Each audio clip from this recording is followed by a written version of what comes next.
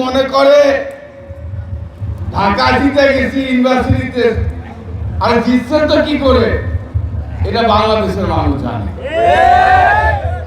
যাদেরকে যারা 15টা বছর আমাদেরকে শোষণ করলো, আমাদের উপর হামলা করলো, আমাদের উপর গুলি চালালো, আমাদের জীবন থেকে বছরের পর বছর, মাসের পর মাস আমাদের জীবন থেকে কেড়ে নিল, ওই আওয়ামী লীগের সঙ্গে আতাত করে আমরা কি এগুলো বুঝি না? বাংলাদেশের মানুষ বুঝে না?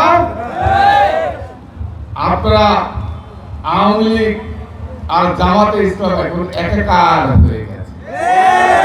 যারা রাতের অন্ধকারে আজকে দেখেন, আজকে বহু আওয়ামী লীগ আছে জামাতি হয়ে গেছে, দাড়ি মাথায় টুপি টুপি দাঁড়িয়ে লাগে, ওই আওয়ামী লীগের জামাতি হয়ে গেছে।